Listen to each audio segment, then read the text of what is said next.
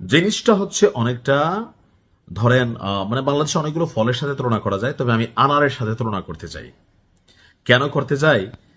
ইসলির হৃৎপিণ্ড যেটাকে ধরা হয়ে থাকে, অর্থাৎ যে কোনো দেশের একটা রাজধানী যেমন গুরুত্বপূর্ণ, আবার ওই রাজধানী বা বাংলাদেশ তো রাজধানী বেসিস, কিন্তু পৃথিবীর উন্নত দেশগুলো বিভিন্নভাবে নিজেদের কর্মকাণ্ডগুলো, গবেষণা কেন্দ্রগুলো, পরমাণু কেন্দ্রগুলো, মানে এটা সেপারেশনও রাখে। তারপরেও কয়েকটা জোন থাকে যেগুলো সবগুলোর মা হিসাবে কাজ করে। কথা বলছি ইসরায়েলের গুরুত্বপূর্ণ শহর পেইটা তিকভা। সেখানে আমাদের ইরান থেকে উপহার হিসাবে গিয়েছে কি শক্তিশালী ফ্র্যাগমেন্টেশন ওয়্যারহেড সহ। তো কি এই ফ্র্যাগমেন্টেশন ওয়্যার, খুশি লাগে না? শেয়ার করেন।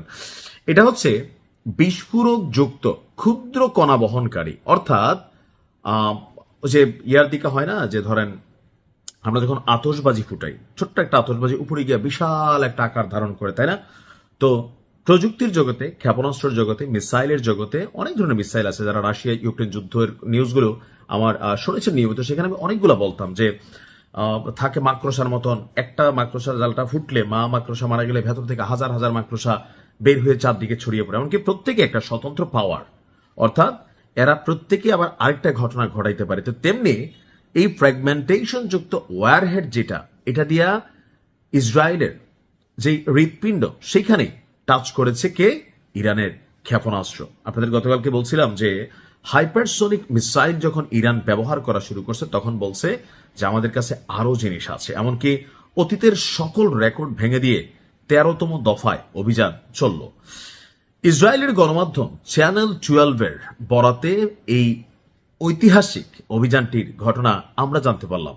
এর পাশাপাশি টাইমস অফ ইসরায়েল তারা এক প্রতিবেদনে নিশ্চিত করেছে যে ক্ষেপণাস্ত্রটির ধ্বংসাশেষ এবং এর ভেতরে থাকা মারাত্মক ধাতব কণাগুলো শহরের একটি বিশাল অংশে ছড়িয়ে পড়েছে। ওই যে মা মাকড়সার মতন, দেখছেনই তো, মা মাকড়সা যখন মারা যায় তো তার পেট ছিঁড়ে শত শত মাকড়সা চারদিকে মিনি মিনি মাকড়সারা ছড়িয়ে পড়ে, তারা আবার স্বতন্ত্র অ্যাক্টিভেট ভূমিকা কাজ করে।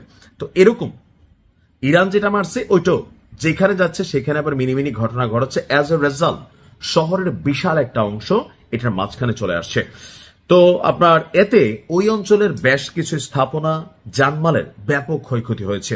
হামলার পর পুরো শহর জুড়ে আতঙ্ক ছড়িয়ে পড়েছে এবং জরুরি উদ্ধারকারী দলগুলো দ্রুত ঘটনাস্থলে দৌড়াদৌড়ি করছে।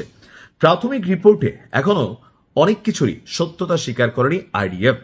সামরিক বিশেষজ্ঞরা বলছেন এই ধরনের, অর্থাৎ ইরান যেটা ফ্র্যাগমেন্টেশন ওয়্যারহেড, এটা যখন কোথাও গিয়ে টাচ করার পরে বিশাল এলাকা জুড়ে চাইল্লা ফেলে, চাইল্লা অর্থাৎ আসারটা খায় এক জায়গায়, পরে মশা মাছির মতন ছিটায় যায়, সেখান থেকে ছোট ছোট ছোট ছোট মিনি অ্যাকশন হয়।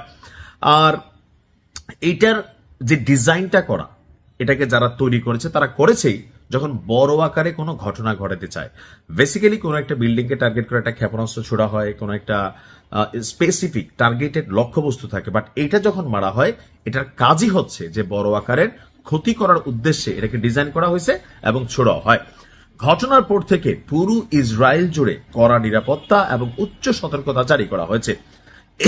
আপনার এই পেটা তিকভা নামক শহরে ইসরায়েলের গবেষণাগার থেকে শুরু করে প্রযুক্তি, সামরিক, বেসামরিক অনেক ধরনের গুরুত্বপূর্ণ সেক্টরগুলো অবস্থিত। এমনকি সেনাবাহিনী, মোসাদ থেকে শুরু করে প্রত্যেকেরই বিভিন্ন কার্যালয় আছে। সো ইরান সেই জায়গাটাতে গিয়ে টাচ করেছে। দেখা যাক রেজাল্ট কি আসে। ভালো থাকুন।